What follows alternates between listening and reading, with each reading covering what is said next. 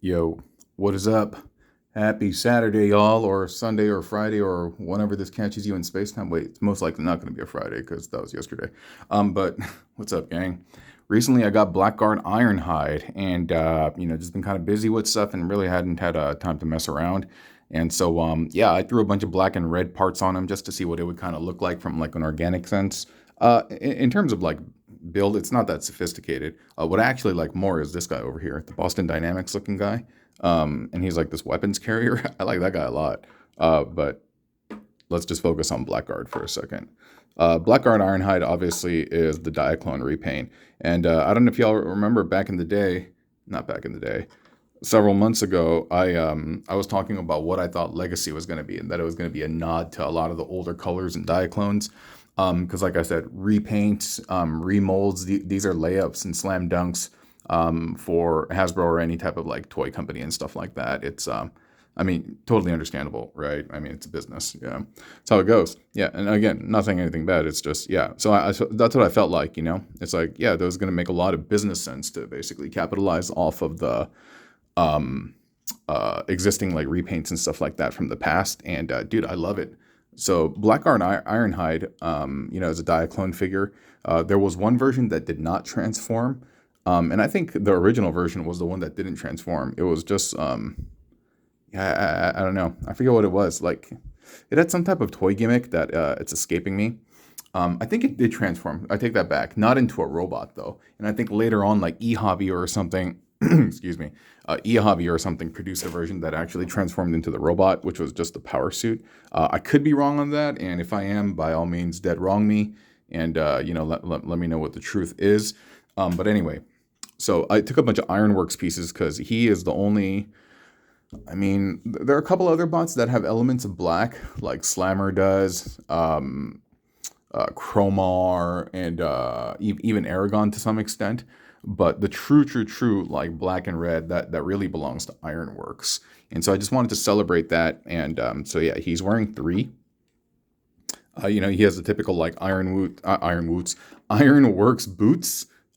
He has like these forearm guns, and he has these like these shoulder pauldrons, so to speak, shoulder pauldrons made by Sarah Paulson. So it's just red and black, red and black, red and black, and on the back. Red and black on the back, ready for a massive attack. Ultra Magnus was voiced by Robert Stack. You see there's a little bit more of the red and black, red and black. So yeah, it's really, it's not a complicated build. You can see these are the bodies. This is the torso, the lower half, the legs, and again, pretty easy. But again, let's focus on Boston Dynamics puppy. Dude, look at this guy. He's like, beep, beep, beep, beep, beep, beep. Beep, beep, beep, beep, beep, beep. Yeah, I like that. His weapon storage, weapon. You could plug a bunch of the Ironhide parts. You could take even that little silver gun from the back. Hold up. Yeah, you could put that over there.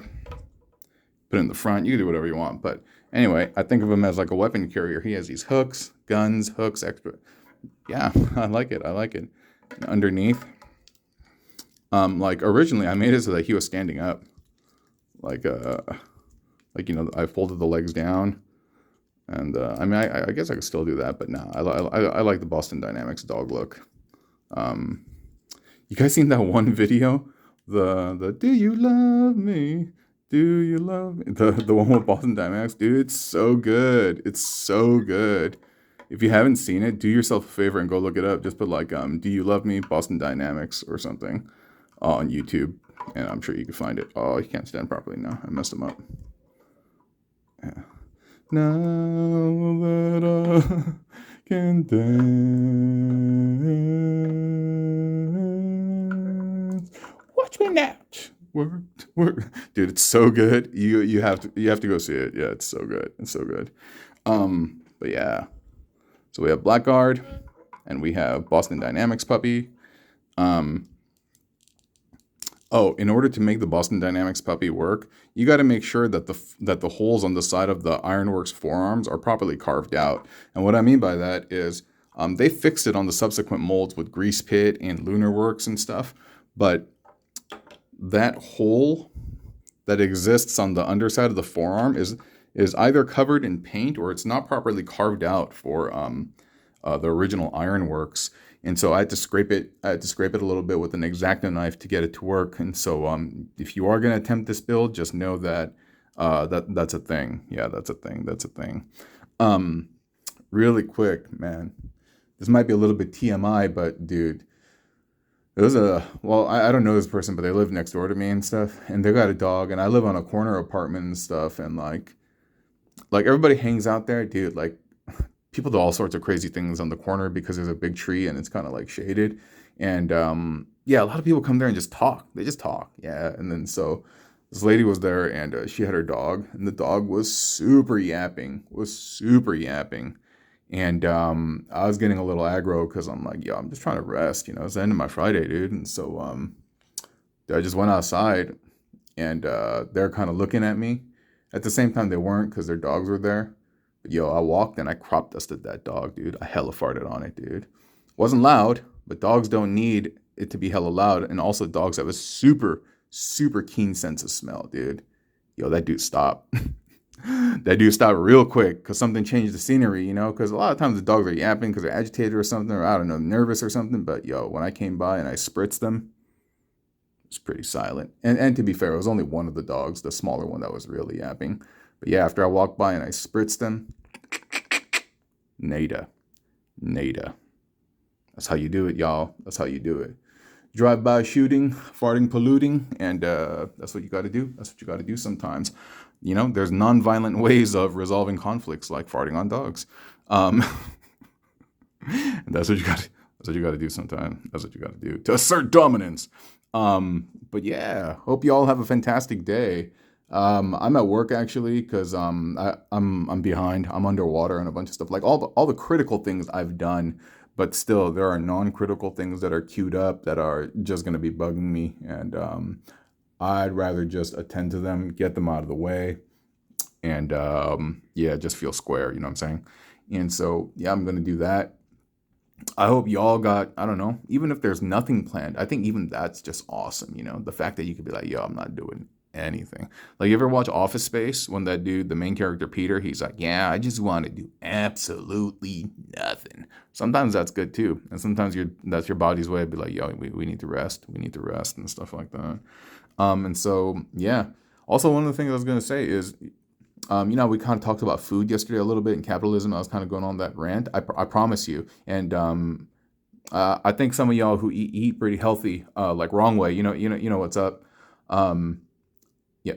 Yeah, wrong way. So, what's up. You know what I'm talking about. It's like that if you eat clean, you can actually hear you can become in tune with your body, and your body will tell you to eat certain nutrients. Because this is a fact. When you actually eat food, and the cleaner it is, your body indexes it. It indexes it for the nutrients and the minerals and all the, the positive benefits that it has, so that when you actually become deficient in that, it'll start looking for those foods. Like, when you hear about people having certain cravings, it's like, and especially if they eat pure, and it's not like I have an ice cream craving or something. It's like, well, I feel like eating broccoli. It's like, whoa, yeah, I don't know why I want to go eat that apple or something. It's because your body knows that you're low on that mineral and that nutrient. But the cleaner you eat, the more enhanced that that messaging can be. If you eat a lot of processed foods and stuff like that, processed foods won't necessarily give you that same type of indication because, like I said, they're heavily processed. And so if you eat clean, I promise you, you'll be able to tell when your body's like, yo, you need to eat some corn, or you need to have some zucchini, or yo, you need to up the protein. Like, you will feel it. Like, I know when I'm iron deficient, like I know when I'm vitamin C deficient, it's like, dude, you feel it. And for those of y'all who eat healthy and clean out there, I know you know what I'm talking about. Yeah. It's a really cool feeling because you realize there is like a subconscious pilot on the inside, and an individual like a being, so to speak, who communicates to you, and you communicate it right back to them as well. Yeah. Anyway, y'all wondering like, yo, what's this talking about? I hope you guys have a great day. Yeah. Be at peace, be at rest, and let's follow up very soon another time. Yeah. That's it. Adioski. Bye.